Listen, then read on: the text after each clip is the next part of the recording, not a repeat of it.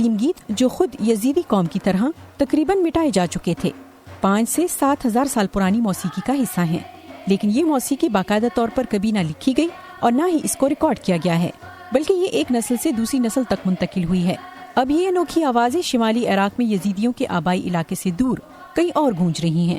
آمار foundation charity کے ایک project کے ذریعے اب یزیدی لوک اور مذہبی موسیقی کا مستقل ریکارڈ بنانے کی کوشش کی جا رہی ہے۔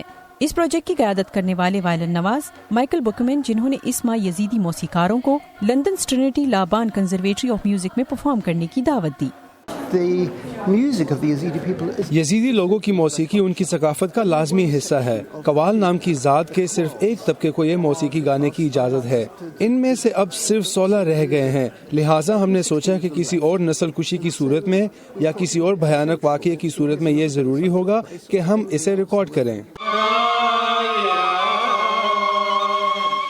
آمار پروجیکٹ نے شمالی عراق میں 100 سے زیادہ ریکارڈنگز کی ہیں، ان میں یزیدی قوم کا 4000 سال پرانا روحانی گھر لالیش کی وادی بھی شامل ہے، اور پناہ گزی کیمپوں میں سینکڑوں یزیدیوں کو ثقافت کی تکنیک اور آلات سکھائے جا رہے ہیں۔ 2014 میں داعش نے ایک اندازے کے مطابق 10,000 یزیدی ہلاک یا اغوا کیے تھے۔ خواتین اور لڑکیوں کو غلامی پر مجبور کیا گیا تھا اور خوفناک جنسی اور جسمانی زیادتی کا سامنا کرنا پڑا تھا۔ لندن آنے والے کوائر کے کئی اراکین داعش کی قید میں رہ چکے ہیں، ان میں ریناس بھی ہیں۔ وہ 14 سال کی تھی جب داعش کے جنگجوؤں نے 3 اگست 2014 کو ان کے گاؤں پر قبضہ کیا۔ اگلے 3 سالوں میں انہیں 3 مختلف عسکری پسندوں کو فروخت کیا گیا۔ ان سبھی نے روزانہ کی بنیاد پر ریناس کے ساتھ بدسلوکی کی اور عصمت دری کی۔ وہ کہتی ہیں کہ میوزک پروجیکٹ سے انہیں اپنے ماضی کو بھلانے میں مدد ملی ہے۔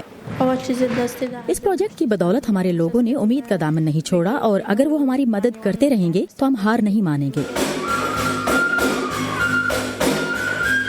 یزیدی ثقافت کو ختم کرنے کی کوشش میں داعش نے موسیقاروں کو نشانہ بنایا اور آلات تباہ کیے۔ اب امید کی جا رہی ہے کہ اس ریکارڈنگ سے قدیم موسیقی کو دوام ملے گا۔ آکسفورڈ کی بولڈین لائبریری اور عراق میں موصل اور دہوک لائبریریوں میں اس مواد کو محفوظ کیا جا رہا ہے۔ اس پروجیکٹ کے ذریعے ہم یہاں لندن میں پرفارم کر سکتے ہیں اور اپنی ثقافت اور اپنی موسیقی کو بہتر بنانے میں مدد کر سکتے ہیں۔ موسیقاروں نے شہزادہ چارلز کے لیے بھی پرفارم کیا۔ یہ قدیم یزیدی موسیقی جو ایک بار معدوم ہونے کے دہانے پر تھی، اب بقا کے جشن میں گائی جا رہی ہے۔ ہنری رجویل کی رپورٹ کے ساتھ نیلوفر مغل، وائس آف امریکہ۔